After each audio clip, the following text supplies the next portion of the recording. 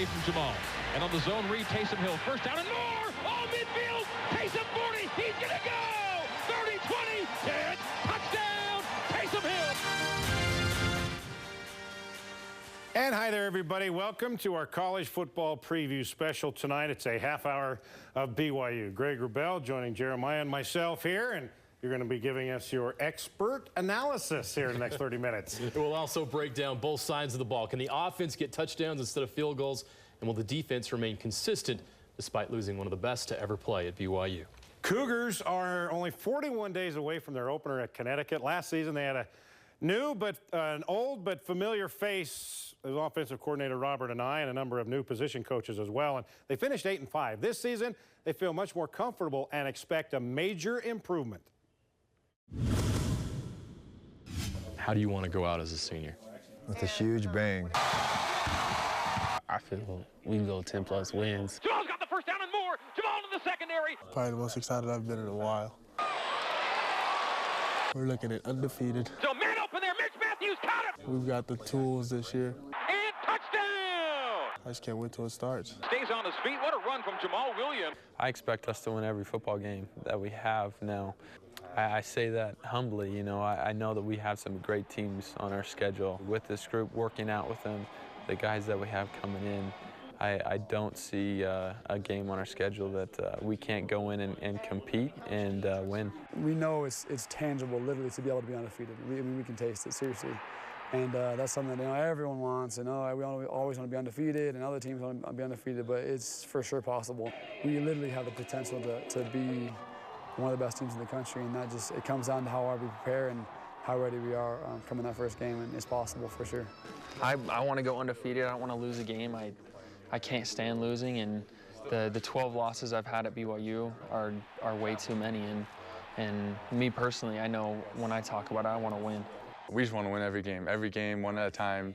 You know, everyone's thinking right now, beat UConn. Minimum expectations, and not only for this season, but at BYU. And these are self-imposed. So at BYU, I consider us being successful or meeting expectations if we win 10 or more. That usually puts us in the top 25 at some place. That's the starting point, and that's what I would hope for this year. All right, Greg Wrubell, expectations, as you heard, they're sky high. When we look at some of the great teams in BYU history, is there anything that you can stitch this team with them? Well, it's funny because BYU's 13-0 season came with a quarterback who hadn't started a game yet. Robbie Bosco that was his first career start when they went to Pittsburgh and upset the Panthers to open that season. But it was also the last time that BYU opened the season in the Eastern time zone with a junior quarterback. And that's what they'll do this year as they go back east and play Connecticut with Taysom Hill. So while quarterback experience is a good thing to have, I think 1984 proved that it's not necessarily essential. I think what's more important for BYU is that they got 1 year of the Robert and I system under the belt. They got 1 year for offensive linemen to become seasoned. They brought in more weapons for Taysom Hill to find. We saw, guys, how BYU's pass attack last year kind of faltered down the stretch when J.D. Falsleb, Mitch Matthews in particular, got hurt. He didn't have enough weapons to go to. That he appears to have this year. So I think those factors are as important as anything else BYU might do this year, at least on the offensive end. And I think on the offensive end is where it has to happen for BYU. I know we'll talk defense in a bit. Bronco's already shown through his 9-year tenure and beyond that, as he was the defensive coordinator before being head coach, his system works. He's a great defensive coach.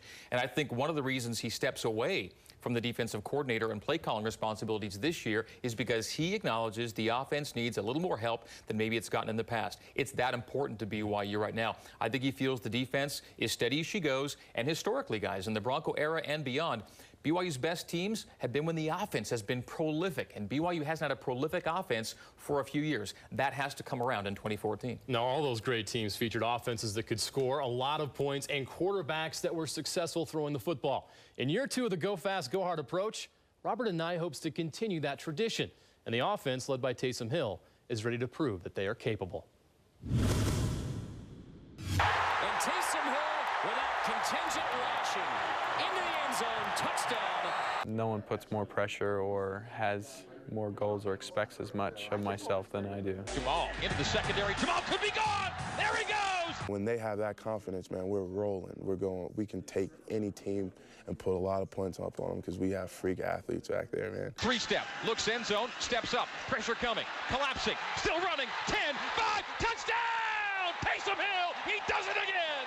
Taysom Hill rushed for 1,344 yards and 10 touchdowns in 2013.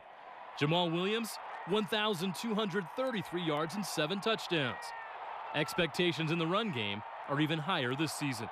Oh, I fully expect him to break Harvey's rushing record. This year? This year. Wow. That would be my expectation. I was so happy he said it finally, because I've been having my eye on it since I was a freshman. Have you already told Harvey that's going to happen?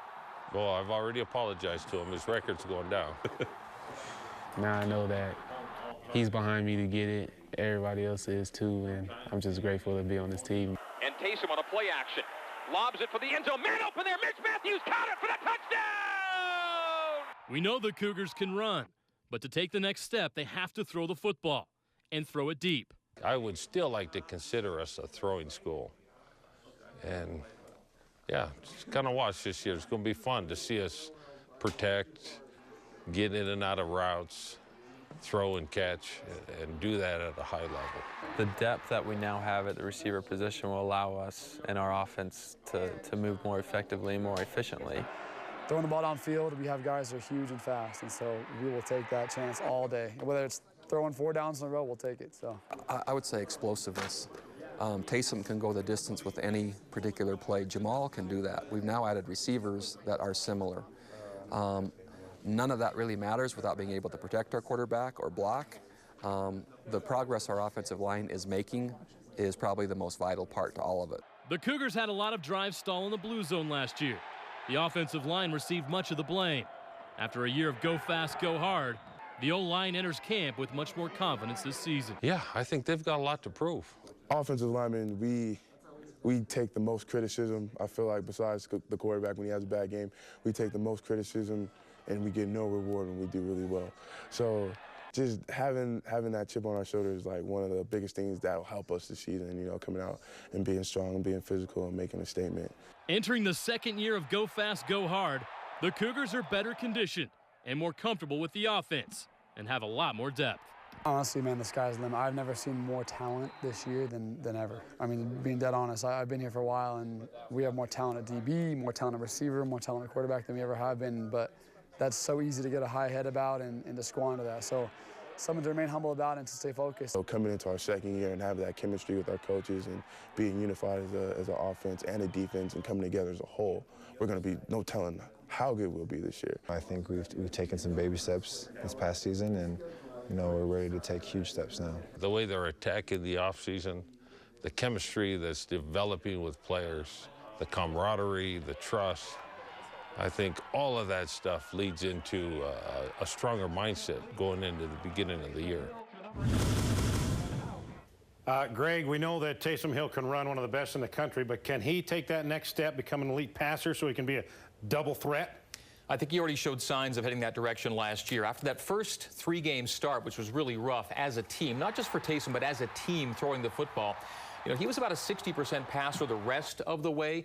You know, by the end of the year, his number was high 50s. But after that first three-game start, he had a lot of, you know, he had a long hill to climb.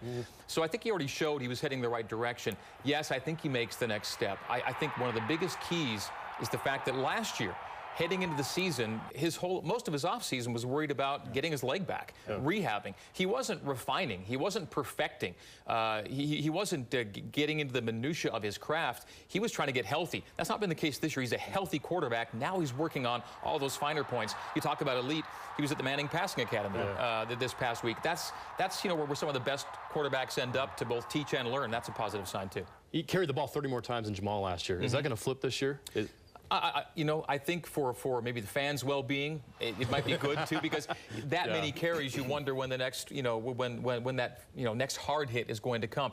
But I don't know if people really appreciate I hope they do, just how special an athlete Taysom Hill is. To have the ball in his hands as many times as he did last year. Let's not forget, he broke Ty Detmer's single-season record for total offensive plays between runs and throws. Wow. And he did it all while somehow managing to stay upright and healthy all season. Even when he wasn't upright, he was staying healthy. Greg, 20 seconds. Cody Hoffman gone, receiving core. That was Taysom's comfort zone. Who do they got coming back? You know, all the attention comes on Nick Kurtz, Devon Blackman, Jordan Leslie, Trey Dye, the newcomers coming in. Don't look past Mitch Matthews. There's also Ross Alpel. Mitch Matthews is probably the most reliable athletic guy they've got right now, and he's been good, and he can be great for BYU this next year. They're going to fix the blue zone problems. But what is the key to doing that? Has to happen. In fact, it was Robert and I's calling card in his first go-round was how effective they were inside the 20. And it was his worst red zone or blue zone year, if you will, last year of his between his two tenures here at BYU. And I would think that this year, if the pace or the tempo is mitigated even somewhat at different stages, I hope that's where it happens most. I hope that's where they're more particular, more precise, and more focused about the next play they have to run. All right, guys, that's the offense. Now we turn to the defense. Splitbacks. Van Noy gets in, drops Watford as he throws it, and it's picked off! Craig Bills, the interception! Van Noy, Hadley, Sorensen, they're all gone from last year's team. What can we expect this year? Greg will reveal that answer when we come back. And here's a little sampling of Greg Wrubell's weekly Cougar quiz on KSL.com that you can check out every Tuesday. Which quarterback wide receiver combo accounting for more touchdown connections than any other BYU duo? The answer when we come back. All right, here's the answer to Greg Wrubell's Cougar quiz. Who's the most dynamic wide receiver quarterback combo in BYU history? Max Hall, Austin Collie. Max threw 22 TD passes to Austin, establishing the BYU record for the QB wide receiver combo. Now moving to defense. The names may change, but the expectations remain the same for BYU. The loss of Kyle Van Noy is big, but a hungry and confident group of Cougar defensive players are ready for the challenge and plan to continue the tradition built by Bronco Mendenhall defenses of the past. We're not looking to be liked. Van Noy gets in, drops Watford as he throws it, and it's picked off! A defense is going to make plays, and it'll hit you in the mouth when we need to. Takes a three-step. Kufua gets in and incomplete. When we get out there on the field, we're throwing all of the nice guy attitude away. It's intercepted. Graverson Daniel, 40, 35, 30. We're going to be nasty, and we're going to be rude. Picked off. There's that defensive touchdown. We're going to do everything it takes to be the #1 defense. Drop. The right-hander Lee sets and fires. Picked off! Replacing Kyle Van Noy will be next to impossible. And the Cougars also must replace leading tackler Waniunga. But the BYU defense is hungry and confident, and Bronco Mendenhall is high on their potential. I think it's just reloading. It's the next version of BYU defense, which is always strong, is always one of the most difficult defenses to score on in the country. And that's, I love that part of our program because it's really consistent, unchanging, and always productive. Rushing the passer, sacking quarterbacks. Those kind of phrases get you worked up, don't they? Yeah, I love it. Those are my favorite words. Bronson Kafusi's position switch from D-line to linebacker could have the biggest impact for this defense. He lost 30 pounds to make the switch, and he's expected to rush the quarterback and make plays like Ziggy and Kyle Van Noy before him. You know, I'm built to play a 4-3 defensive end. So in this defense that we run, that position is the will linebacker. You're really there to just stop the run and to rush the passer, so which I love to do. So I'm really excited for it. He needs to be on the outside. He needs to be able to rush and use his speed and athleticism, and I look forward to him having a great year. If you look at 3-4 defenses in the NFL, I mean, he's 6'7", 260, but that's what those guys look like. They're college DNs, college outside backers. They're not 240-pound, 6'3" guys. They're big, athletic guys that can rush, so I'm excited for him. I'm really excited. The defense has a nice mix of talent, leadership, and depth entering the season. Just getting Jordan Johnson back's a giant deal. Rob Daniels is, good as gold, man, out there. He played so good for us. And, there's some young safeties with Craig, and then, we have Harvey Jackson transferring from Nebraska, but our 2 deep is stronger than it's ever been. I feel confident in 4 corners. I feel confident in probably 5 or 6 safeties, and it should be fun. This year, I definitely think we can install the nickel and the dime. We're gonna have we're gonna be really versatile at the DB spot. We'll play a lot of guys. It's exciting, man. I mean, we have depth and we have guys that want to make plays, and it's fun. We're gonna do some good things. Everybody can play. Everybody can compete. You know, that's why, you know, come fall camp, it's gonna be pretty fun watching everybody compete for a spot. The defense has a nice mix of talent, leadership, and depth that has them optimistic entering the season. We want to be able to stop the run. We want to be able to shut down an offense, but we want to be able to have an identity that we play harder than anyone else. You know, that we try hard, we run to the ball, and do those things that, you know, some people might not believe are very important. Our defense this year truly resembles like the band of brothers. I mean, everyone trusts the guy next to him, and we're all playing for each other. I mean, I think I could definitely say we're not playing for the fans. We're not playing for our mommies and daddies. We're not playing for Coach Mendenhall. We're playing for ourselves. And I think that's what's going to be the biggest change. All right, Greg, Bronson Kaufusi moving from defensive end to outside linebacker this year. How's that going to help him and also the scheme of this defense? Well, Bronco believes that between Bronson Kaufusi and Alani Fua, he has a couple of NFL caliber, potentially outside linebackers. That says a lot about what Bronco believes maybe Bronson's true fit is. All it does is give him a little extra space to do what he was able to do inside, but just more freedom to do so. And, you know, of course, pass coverage will be a question mark until we see him actually dropping and defending. But if he can handle that part of the game, there should be no reason why he can't have the kind of impact that Bronco expects the OLBs to have in his defense. And that is go out there and make plays, be around the ball, make things happen. And be physical as he was in the paint on the basketball court. Yeah, and the thing is, you know, you won't get flagged for most of the stuff Bronson does that's a good point. out there. So, yeah. Well, you mentioned Alani Fua. He made some big plays last year, but now he's going to be expected to make more plays more consistently. Is he ready for that? You know, I think he is, and it's been such a long, it seems like he's been at BYU a long, long time, and I've always been curious to see will his body finally grow into that typical outside linebacker frame. He's never going to be totally packed, but he's not the string bean he used to be. And I say string bean when he was like 185, 190. He's now up in the 220, 225. He's getting to where you can say, yeah, now he looks more like an outside linebacker. But it was a struggle for him to put the weight on, keep the weight on. We already see in these clips, again, he's one of those guys that can be around the ball and make a play for you when it's needed. It's been a long time in coming, but I think we're finally seeing Alani Fua round into full potential. It's going to be exciting to watch. Defensive backs, by the end of last year, Bronco just looking for any able body with eligibility to play in that backfield. Injuries just depleting these guys. How's it look now? Well, I think you heard Nick Howell talk about it in the piece we saw. He feels confident with up to 8 or 10 secondary players right now. That's too deep and then some for those 4 positions, and sometimes 5 when he goes nickel.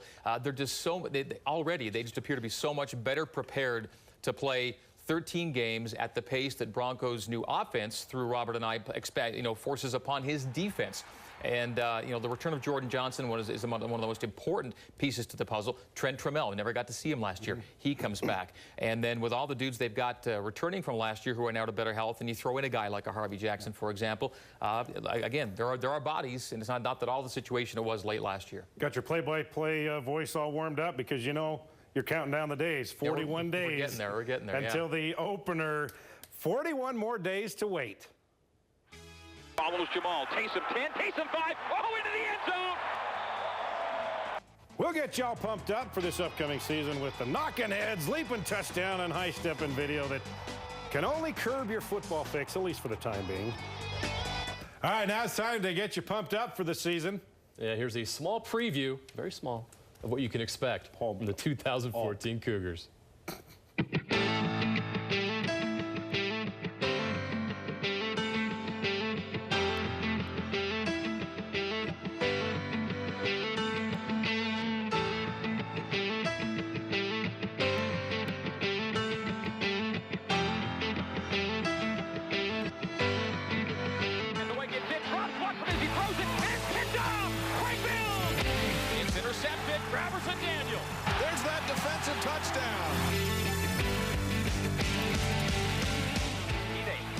Sideline, 35, 40, P-Day, 50, P-Day, 40, on the run, 30, 20, run down, 10-yard line.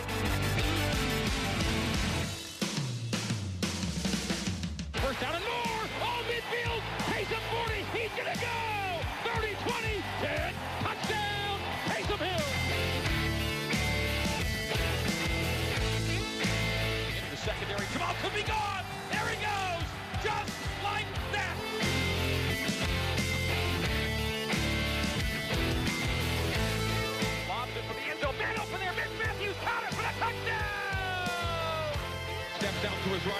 throws again, deep, and it's caught by Rosapo!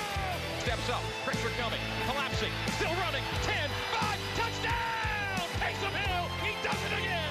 Oh, there's a man there, does he get to it? Yes! The right-hander resets and fires, picked off! Intercepted near side, and on the run, Alani Fua, 20-15, 10-5, and touchdown!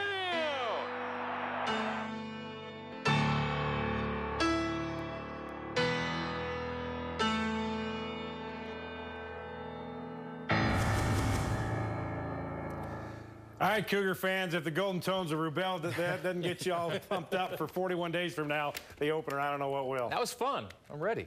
Yeah, that's your resume tape. Anyway, 41 days, Greg. I was telling him if he's ever looking for a gig, we got you hooked up. At Connecticut. Tough way to start, going all the way back east. And then to open on the road with consecutive games, too, because they follow up UConn by going to Austin the next week. So if BYU can get off to a 2-0 start, they've really earned it.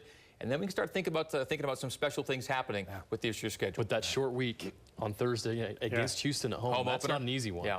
That Friday night game with the Aggies, that could be crucial for turning somebody's season around with the tough schedules they've got to open up. All right, Greg, thanks for coming in. You bet, guys. Appreciate your expertise. We'll be right back. All right, Jeremiah, Greg Rubel was very insightful. Glad to have him in here. That does it for the BYU special. We'll continue our college football preview next Saturday. Utah State Aggies. Aggies.